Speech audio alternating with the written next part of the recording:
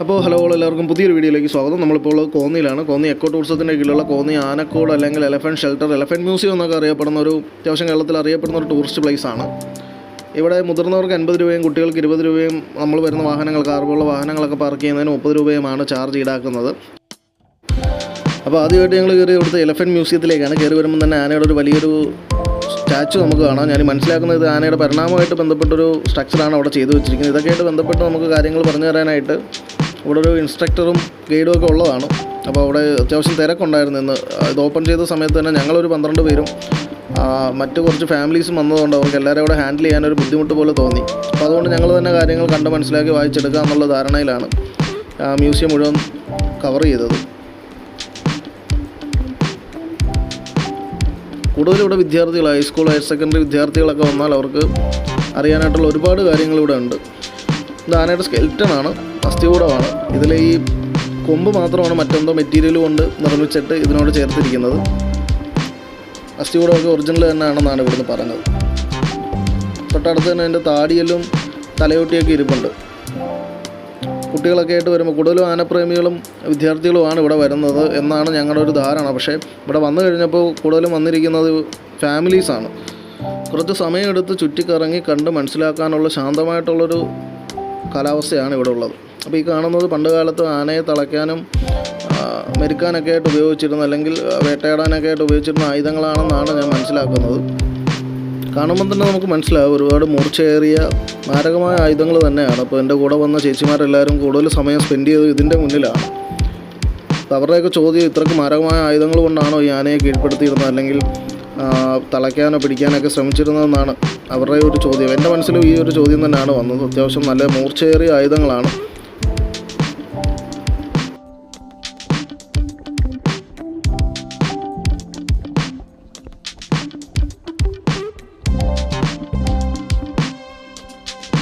Exhibition റൂമാണ്. കുട്ടികൾക്കും വിദ്യാർത്ഥികൾക്കും ഒക്കെ പക്ഷിമൃഗാദികളെ തിരിച്ചറിയാനും ഓരോ ശബ്ദങ്ങൾ വേർതിരിച്ചറിയാനും ഒക്കെ സഹായിക്കുന്ന ഒരു എക്യുപ്മെൻറ്റ്സ് ഒക്കെ ഇവിടെ ഉണ്ടായിരുന്നു. അത് കുറച്ചുകൂടെ വിദ്യാർത്ഥികൾക്ക് ഗുണപ്രദമായിട്ടാണ് എനിക്ക് തോന്നിയത്.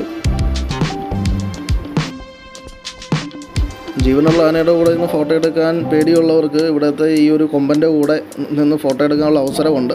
പിന്നെ പ്രത്യേകിച്ചൊരു കാര്യം പറയാനുള്ളത്, ഫോട്ടോസൊക്കെ എടുക്കണമെങ്കിൽ, ക്യാമറ അലോ ചെയ്യണമെങ്കിൽ ഒരു 100 രൂപ എക്സ്ട്രാ അടയ്ക്കേണ്ടി വരും. അപ്പോൾ തൊട്ടടുത്തുള്ളൊരു ആർട്സ് ഗാലറിയിലേക്കാണ് നമ്മൾ പിന്നെ കയറിയത്. ഇവിടെ ചെറിയ ചെറിയ എലഫൻറ്റ് സ്ട്രക്ചറുകളുണ്ട്. പല മെറ്റീരിയൽസ് കൊണ്ടുണ്ടാക്കി അത്യാവശ്യം മീഡിയം വലിപ്പമുള്ള സ്ട്രക്ചറുകളും ഉണ്ട്. കാണാൻ നല്ല ഭംഗിയാണ്. നമ്മൾ ഈ ഫോണിൽ കാണുന്ന, മൊബൈലിൽ കാണുന്ന പോലല്ല, വീഡിയോയിൽ കാണുന്ന പോലല്ല, നേരിട്ട് വന്ന് കണ്ട് ആസ്വദിക്കാനുള്ള ഒരുപാട് കാര്യങ്ങൾ ഈ ആർട്സ് ഗാലറിയിലുണ്ട്. ഞാൻ പറഞ്ഞ പോലെ തന്നെ ഫാമിലീസാണ് ഈ വന്നുകൊണ്ടിരിക്കുന്നത്. കുട്ടികളൊക്കെ ആയിട്ട് ധൈര്യമായിട്ട് വരാൻ പറ്റിയൊരു സ്ഥലമാണ്. ഒരുപാട് കാര്യങ്ങൾ എൻജോയ് ചെയ്യാൻ അവർക്കും പറ്റും. ഒരുപാട് കാര്യങ്ങൾ അറിയാനായിട്ടുള്ള അവസരങ്ങളുണ്ട് ഇവിടെ. തൊട്ടപ്പുറത്ത് നിന്ന് ക്ലീൻ ചെയ്യുന്നവരാണ് നമുക്ക് ഈ കാര്യങ്ങളൊക്കെ പറഞ്ഞു തരേണ്ട ആൾക്കാർ. അവരെ ബുദ്ധിമുട്ടിക്കാൻ പോയില്ല. തുറന്ന ഒരു സമയമായതുകൊണ്ട് തന്നെ അവർക്ക് മറ്റൊരുപാട് ജോലികൾ അവിടെ ഉള്ളത് കൊണ്ടും നമുക്ക് പ്രത്യേകിച്ച് സമയമില്ലാത്തത് കൊണ്ടും ഞങ്ങൾ തന്നെ കാര്യങ്ങൾ കണ്ടറിഞ്ഞ് മനസ്സിലാക്കി. ഇത് ഈവ ആനയാണ്. 23 വയസ്സാണ് ഇവർക്ക് ഉള്ളത്. നമ്മൾ ആനയെ തളച്ചിരിക്കുന്ന ഒരു സ്ഥലത്തേക്കാണ് വന്നത്. നമ്മളിപ്പോഴും ആനക്കൂട്ടിലേക്ക് ചെന്നിട്ടില്ല.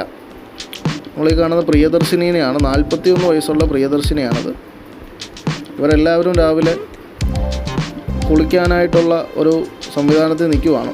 അതുകൊണ്ട് തന്നെ നമ്മളെ ആരെയും മൈൻഡ് ചെയ്തില്ല. സത്യം പറഞ്ഞാൽ നമ്മളൊരു കുളിസീനാണ് ഈ കണ്ടുകൊണ്ടിരിക്കുന്നത്. ഒരുപാട് പേര് അവിടെ വന്ന് നിൽപ്പുണ്ട്. ആരെയും ഇവരാരും മൈൻഡ് ചെയ്യുന്നില്ല.